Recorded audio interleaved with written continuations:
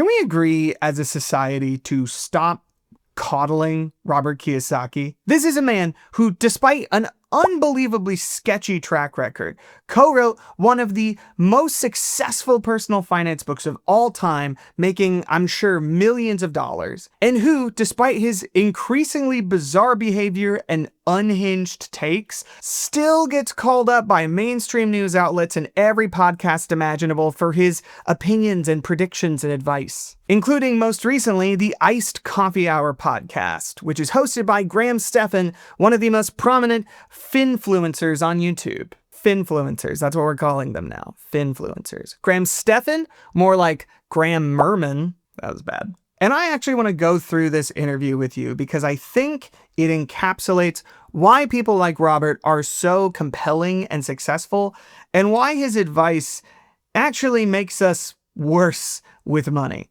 So let's get into it. I'm Ben with the YNAB team, and this... I knew that was a bad idea when I decided to do it. I was going to hold it up and say, let's get constructive, and I'm realizing now that wasn't worth the risk. We're not going to go through the entire interview because like 60% of it is just Robert describing things he doesn't like as Marxist. Because our school teachers are Marxists. They're Marxist. And most of your friends are communists. Columbia University, that communist organization, our school system is Marxist. My family's communist. So yeah, I don't want to focus on Kiyosaki's political beliefs. I want to focus on why do so many people listen to this strange man. Something you see throughout this interview is that Robert Kiyosaki is not actually very good at answering questions. When's the last time you changed your mind on something? All the time. In any significant way, anytime in the past few years or recently? Recently, yeah. Like going to Zimbabwe. I stood there. What he is good at is giving snappy, clever-sounding platitudes that really don't have any substance behind them if you think about them for more than 3 seconds. Curious, how much debt do you have? $1.2 billion. Whew, okay, that's a lot of debt. But of course, Robert knows that not all debt is created equal. So let's see what advice he has about what kind of debt you should get. So how do you simply determine then what is good debt and what is bad debt? Debt that makes you rich and debt that makes you poor. Okay, that's a snappy answer. That sounds like something an expert, a smart person would say because they know what they're talking about. But what did that really tell you? How do you know what is good debt or bad debt? Graham kind of tries to bring it back to this later. Is there an interest rate, though, that you wouldn't pay? Like if they offer you debt at 20%. And Robert says this. Would that just be too I've much? taken that. You've taken debt at 20%? It depends. Yeah. Depends on how tough situation you're in. It's a game. I played Monopoly. 4 greenhouses, 1031, Red Hotel. So, like, does he know? The fact that Robert can't come up with an answer to a pretty simple question like that is a pretty big deal, because according to him, the thing that everyone needs, the only thing people need in order to get rich is... financial literacy. Financial literacy. You need to have financial intelligence to understand numbers to be able to get rich. So Robert, can you do that for us? Can you demonstrate your financial literacy by answering just a straightforward question? What's the ROI of a billboard? What's the ROI? I have no idea right now. It's just being put together now. Yeah. Okay. To be fair, pretty technical question. Let's ask something more relatable to the everyman. Do you think for the average person, given what you've just said, should buy or rent a house? It's an expense to me. That's all it is. But if the average person needs to live somewhere and they say they're going to print more money, there is the belief that real estate as a result of that is probably going to be worth more. Don't ask what-if questions. Look, I own 1,500 rental properties. I'll just go sleep in one of them. How many guys do you own? 7. How did we get here? Do you think for the average person, given what you've just said, should buy or rent a house? I own 1,500 rental properties. Let's contrast this with Morgan Housel, who wrote what I think is actually a pretty great book about money, answering a similar question. Is buying a house a good or bad financial decision? I'll tell you my own experience, which was in my 20s and early 30s, my wife and I lived in like 7 different cities. And there was nothing better for us. And our ability to just get up and go, hand the keys back to the landlord, nothing was more valuable than that. Once we had our son, our first kid, then very quickly, nothing became more valuable to me than having an established, secure home base. So I think people get caught up when they're like, well, the housing market returns 4.5% per year. It's like, stop with the spreadsheets. If you're buying a house because you think it's going to be a good financial investment, stop. Like, even if it turns out in hindsight that it doesn't matter. I think these are just purely lifestyle decisions. And I think so many people get screwed up when they're in a spot in their life where they should be renting because they need to be mobile. They need to move around to a new job, new career, new school, whatever it is. But they end up buying because they think they're going to make money doing it. Isn't it interesting that Morgan's answer centers the priorities and the values of the listener? He asks them to reflect on what they care about and gives them a couple kind of grounding principles to help them understand how they ought to approach this decision. Meanwhile, Robert completely skirts the question and brings it back to a brag about himself that feels weirdly confrontational for some reason. How many guys do you own? 7. And this, I think, is what separates out people like Robert Kiyosaki and T. Harv Eker from people like Morgan Housel or Ramit Sethi. These guys always tend to bring it back to the kind of practical advice and principles that they think will help you navigate the world of money. Whereas these guys always seem to bring it back to, well, look how rich I am. 1,500 rental properties. Don't you want to be like me? You better listen to me. I'm a rich man. Which brings up a crucial point. Why do we just believe Robert Kiyosaki when he says stuff? He says he has $1 billion dollars in debt, but it really seems like he's implying that it's all with one bank. You owe the bank $20 million and you can't pay it back. You got a problem. But you owe the bank $1 billion and you can't pay it back. Is there a problem? How do they give you $1 billion? Real estate.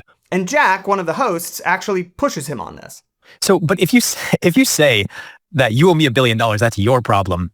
What if the bank sees that you're saying that, or they'd be like, okay, well, maybe we should stop lending this guy money. So let's see what Robert says. Well, you have to learn. It's a process you learn. The reason I wrote Rich Dad, Poor Dad is they don't teach us anything about money. Rich Dad taught me playing Monopoly. And he says one of the first persons on your team is your banker. So this is in Hawaii, Waikiki. And I would go with him. I'm a kid, going. And he'd be talking to his banker. So his banker understood his strategies, how he was doing things, never lied to him. So you've got to play the game or speak the language of a banker. But you have to have a banker on your team. So Robert is able to borrow $1.2 billion because he's good buddies with his banker. Like, not to be nitpicky, but he talks about Monopoly. Rich Dad taught me playing Monopoly. Like, if you're playing Monopoly and you're nice to the banker, they don't give you more money. That's cheating. But let's assume this is true. Let's say he has $1.2 billion of debt. He also says he's a billionaire. My best friend and I became billionaires.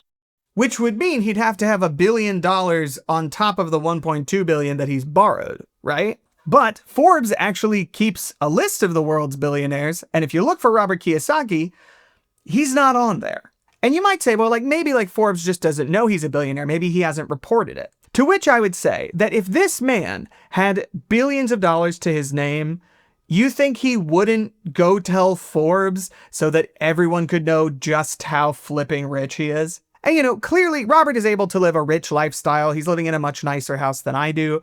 But technically speaking, if he's not a billionaire and he's $1.2 billion in debt, then technically I'm richer than Robert Kiyosaki.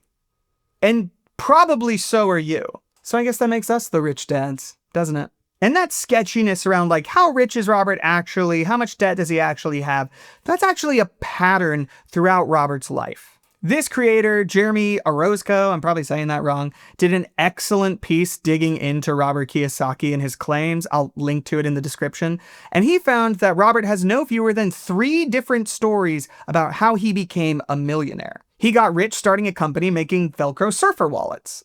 No, wait, that company actually folded and he lost everything, including the money that his poor dad loaned him to start it. That's okay. He actually got rich investing in a ton of real estate, despite the fact that Forbes couldn't find any public records that he owned any real estate before writing Rich Dad, Poor Dad. Okay, now I got it. He got rich founding a company that teaches seminars to people, except that he didn't found the company, and the seminars that they were teaching were cult-adjacent scams. Okay, so maybe he wasn't technically rich when he wrote Rich Dad, Poor Dad, but he did write Rich Dad, Poor Dad, and that sold a bunch of copies.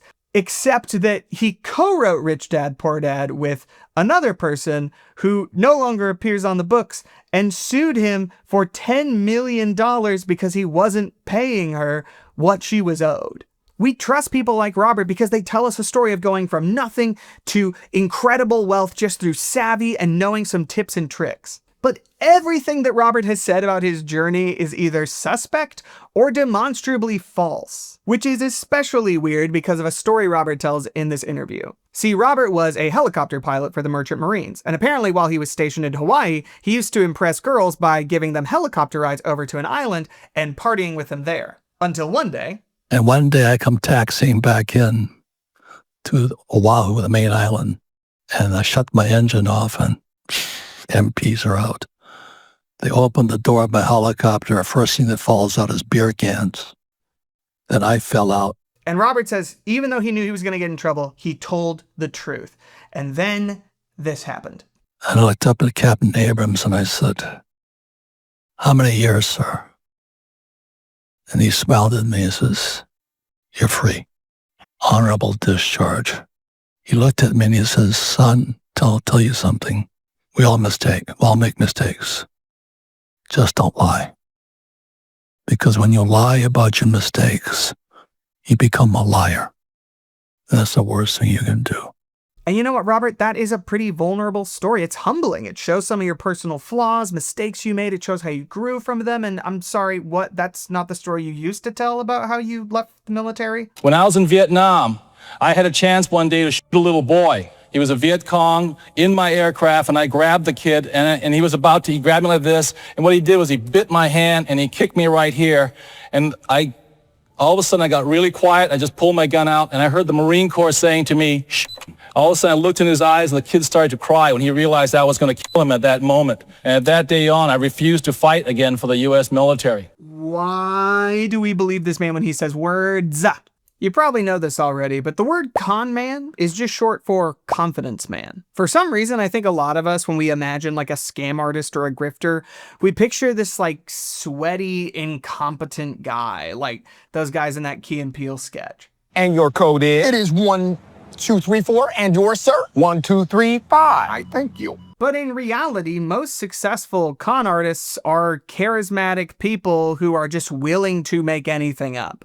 I feel like this is obvious, but if you genuinely wanted to help people, if that was your primary focus, you wouldn't go around just making stuff up about how you found success. The only real reason to do something like that is because you're trying to build a certain image of yourself so that people will trust you, so that they give you their money. And I think one of the best ways to sniff out these kinds of people is just to pay attention to how they talk about the people they're supposedly trying to help. You want to be a loser? Get a 401k. I'm not a laborer. But the point here is most people are losers because they're lazy. America's too easy. Robert has such an open contempt for workers, for people with low income, for people on government assistance. And listen, I don't think it's like the Tennessee style, like, well, I believe in tough love. If you really love somebody, you tell them the truth. I think, and I could be wrong, but I think with someone like Robert, it's really just ego and image. Robert likes the idea of being perceived as a smart, rich guy, and that helps his brand. And the mere suggestion that his advice might not actually be that helpful, or that some people might not be able to apply it due to their circumstances or due to systemic issues, that threatens that image. And Robert gives us a very telling anecdote near the beginning of this interview that I think encapsulates this perfectly. This one Uber guy picks me up. He goes, "Hey, you write that book?" I said, "Yeah." I said, "Da. He goes, "Did you read it?" He goes, "Nah, I don't have time. Tell me what I should do." He said that? He said, "Do you think I just get rich?" Yeah. I said, "Look, I study all the time." "Do you study?" He goes, "No, I'm busy working." I said, "So you're a poor working class guy." You should have them buy your audiobook, though. They could listen to it in the car. Yeah, you could have made a few dollars if you just upsold them your book right then and there. I don't have time for lazy people. I'm curious. I don't have time for lazy people. And guys, I tell you what, this Uber driver is living rent-free in Robert Kiyosaki's head. If you could go in and rewrite the school's curriculum to teach financial literacy and how to invest, what are the top I already did that. It's called Rich Dad, Poor Dad. What would you say? I already did that. I agree. I read And that's why that lazy son of a Uber driver says, yeah, I got your book. I don't have time to read it. I said, the problem is you're lazy. The problem is if you don't make enough money, like that Uber driver. If you hang out with losers and poor people, that's your choice. And they're probably good people, am I wrong, like that Uber driver. Now let me ask you, is that the response of a normal person who just wants to help people? Or is that the response of someone who simply cannot bear being mildly disrespected or pushed back against? The concerning thing is that when someone has an ego like that, then they turn around and start saying things like this. When's the last time that you were wrong about a prediction that you had made? Never. Never wrong. As long as they're printing money, you can predict what's going to happen. Okay, challenge accepted. In April 2020, during the initial stock market crash at the beginning of the COVID pandemic, Robert Kiyosaki said that the market was going to crash even harder. And he said that at the very bottom of the crash. And just a year later, the entire stock market was up 53.4%. Later that year, he said gold, silver, and Bitcoin were all going to crash. And while gold did go down, it only went down 4.6%, silver went up 2%, and Bitcoin went up 356%. So Bitcoin did the opposite of a crash. It did a defensive driving. He tried the same shtick in 2022, gold, silver, Bitcoin, all gonna crash, and they all went up in double-digit percentages. I think one of the top comments on this interview actually summarizes this all pretty well. This guy has called 65 of the last 2 recessions. So I think we're a bit north of never. That's a good band name. That one's free. And here's why I think all of this is making us worse with money. Is Robert genuinely trying to help people with their money? I literally can't know. I can't like turn into a little spirit bug and burrow down into his soul and find what's going on in there. As much as I wish I could turn into a little ghost bug. It certainly seems like he could be more practical and show more curiosity and embrace nuance, but hey, he's not the only old guy in this industry who is completely inflexible when it comes to his own methods. But if he is genuinely trying to help people, it really seems to me that his need to be perceived as a rich, smart, correct guy by absolutely everyone really gets in the way of that. Because if your image is what really matters to you, then it kind of makes sense to make up stories about your past that are more exciting or more dramatic than what actually happened. It makes sense that you would prioritize snappy little platitudes that don't really say much but sound like they do over any kind of nuance or analysis. And it even kind of makes sense to take the people who are still struggling or who tried your method and it didn't work for them or are criticizing you and just casting them in a negative light. And I think that is so damaging because a lot of people look at Robert Kiyosaki and they see a smart, rich guy who knows what he's talking about. So naturally, they expect his advice to be good and to have more depth than the kiddie pool at Munchkin Land. So when Robert says something like this, I like network marketing. I tell people to join network marketing. A lot of people do it.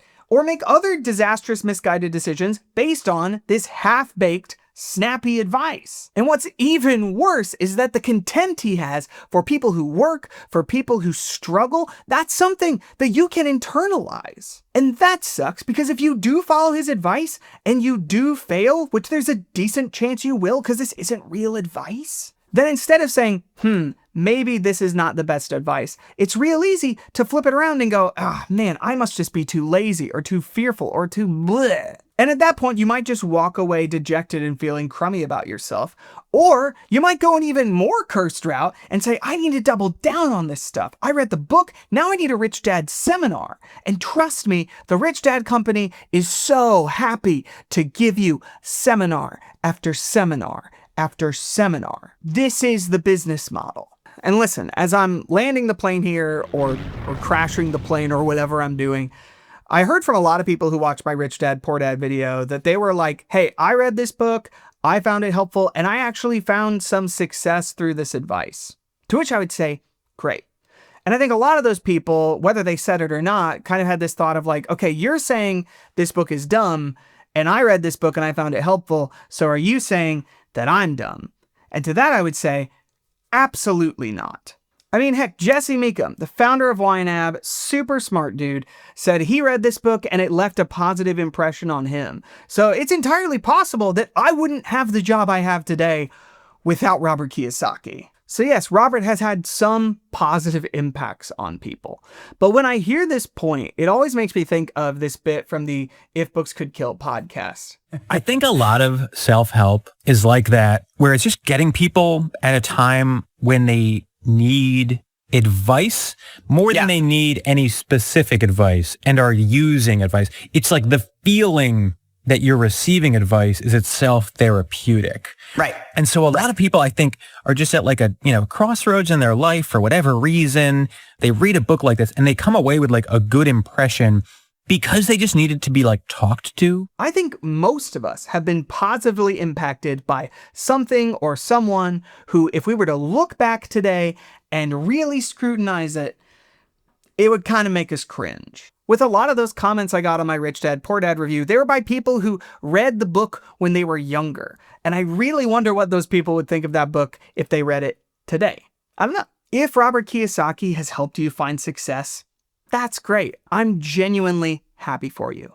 But that cannot give him a lifetime of immunity from criticism. I think this half-baked, shaming, based on a true story approach to money advice is something we just don't need anymore. And frankly, we never needed to begin with. Before we go, Robert, you got any final words of wisdom? Don't do what I do.